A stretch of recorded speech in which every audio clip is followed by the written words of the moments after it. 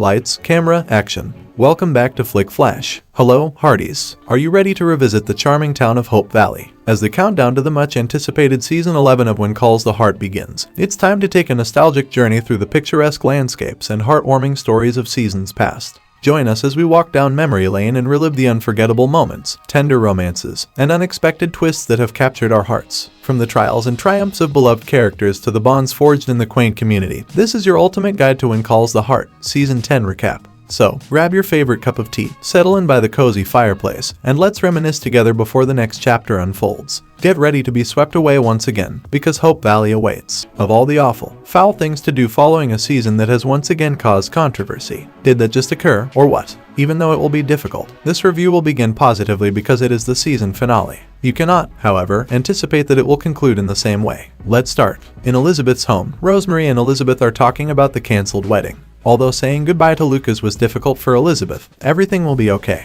Later, Elizabeth's class confides in her at the schoolhouse that they are torn about supporting Mr. Bouchard. He is a good man, and sometimes people realize they are not meant to be together, Elizabeth assures the children. She expresses gratitude to the students for looking out for her. Lee and Rosemary talk about choosing Goldie's godfather at their home. Lee informs Rosemary that Henry has been chosen. He claims that despite Henry's difficulties, they have made him wiser. Rosemary agrees despite being astonished. When Henry and Lee first cross paths at the communal garden and Lee introduces himself as the potential godfather, Henry doesn't think he is the best candidate. Lee requests that he consider it. Elizabeth and Rosemary observe all the campaign posters for Lucas while they are in town. Mike, who has empathy for Elizabeth, runs into them. In order to hand out vote for Bouchard flyers to her pupils, Elizabeth requests them. Mike is taken aback by Elizabeth's ability to continue participating despite their distance. Elizabeth wishes that everyone would simply forget that she was supposed to get married tomorrow as Rosemary, Goldie, and she make their way to the saloon. Elizabeth claims that despite her sadness, she is delighted for Lucas. She discusses her argument with Nathan over her actual happiness in front of Rosemary.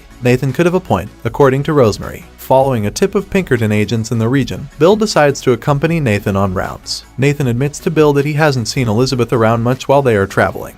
Bill questions whether that is deliberate. Nathan switches the subject and inquires about Madeline with Bill. Nathan says that it's the life of a dad for him while Bill tells him it's the bachelor's life for him. Henry is located by Joseph in the stables. Henry confides in Joseph that he doesn't feel qualified to be Goldie's godfather, but Joseph reassures him that it will be beneficial for him. May hurries over to assist Mike as he carries a load of canned goods outside the mercantile. Since Mike would love to accompany them and assist May in gathering clay for her masks, they agreed on a time to meet at the hot springs. Elizabeth and Lucas receive a call from Lucas in Capital City. He admits that running for office has not been simple. Elizabeth pledges her backing for him. Ned says to Rosemary at the saloon that he thinks everyone who votes ought to receive a button.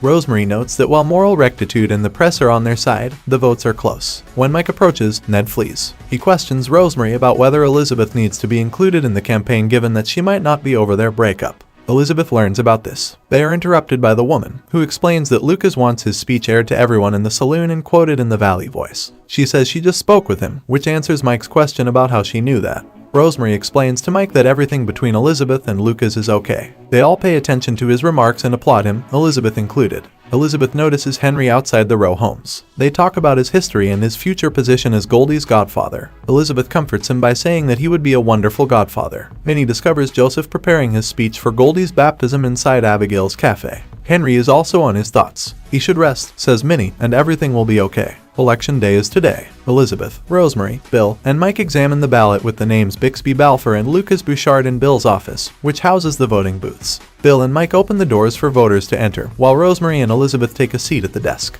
In the middle of the mayhem inside the tavern, Mike is cashing in on election day. He is running the restaurant alone because his wait crew is at the polls. When Mike realizes he needs to meet May, Lee and Bill arrive. Lee and Bill volunteer to take over. May is gone when Mike finally shows up to meet her. May walks into the salon in the meanwhile and confronts Fiona and Faith about the way Mike treated her. This indicates to her that he is not interested, she believes. Rosemary informs Elizabeth that the voting queue is going slowly when she is back at Bill's office. To ensure that no voters are lost, they plan to build extra polling places. Later, Rosemary expresses dissatisfaction with the amount of votes. They set out to vote in order to target the non-voters who aren't wearing buttons and urge them to do so. Nathan Grant hasn't cast a ballot, which Elizabeth observes. He is not in the jail when she enters looking for him. Elizabeth and Rosemary are worn out when the final voter exits the polls. Rosemary is told by Elizabeth to go see Goldie. Then Nathan arrives to cast his ballot. Elizabeth confesses to him that she was concerned he wouldn't arrive and wondered whether he was avoiding her. Nathan expresses regret for going too far and claims he had no right to interrogate her. Elizabeth feels grateful for his remarks. Mike apologizes to Bill and Lee at the saloon for missing May. May was unhappy, says Fiona as she approaches. Mike says that he only misplaced his sense of time. Fiona assures Mike that she won't interfere, but she feels bad for Mike and offers some counsel. To attend the baptism, Elizabeth and little Jack are traveling. Elizabeth advises Jack to wear his dad's Mountie cap after the wedding rather than when he wants to. As they all assemble to enter the church, they look for Henry, who isn't there in the crowd. Henry shows there and says he couldn't locate a tie as the choir begins to perform. At his arrival, Elizabeth, Lee, and Rosemary all grinned. With Minnie's support, Joseph puts his paper away as he gets ready to speak and talks from the heart. In the name of the Father, the Son, and the Holy Spirit, he immerses Goldie in water. When it is revealed that Lucas has won, the entire tavern explodes in cheers. Henry is discovered by Elizabeth in his former Goen Petroleum offices. Abigail's cafe is located across the street. He confides in her that he is attempting to make sense of both his present and future problems stemming from the explosion in his past. Though she constantly consoles him, Elizabeth's heart hurts for him. At the saloon's victory celebration, Fiona advises May to give Mike a break. He has been sending May conflicting signals, so she chooses to express her frustrations to Mike. She moves towards Mike as he moves over to her. They discover that they genuinely like one another as they speak over one another at the same time. He is pardoned by May, and they dance. Fiona and Faith watch, pleased that they were able to settle it. As Madeline walks into the bar, Bill notices her. Bill follows her outside as she leaves. When they learn Lucas had won, she tells him they were in Buxton, and Jamie urged they travel to Hope Valley to celebrate. Bill definitely won't forgive her. She continues, but she wants him to know how much Hope Valley and Bill have meant to her. Lucas thanks everyone as he leaves the campaign headquarters in Capital City at night. He walks away as a cloaked person moves towards him. "What are you doing here?" asks Lucas. Elizabeth visits Jack's grave and talks about her recent events. She admits that she can't take the chance of going through that kind of anguish again since she is frightened of getting injured again.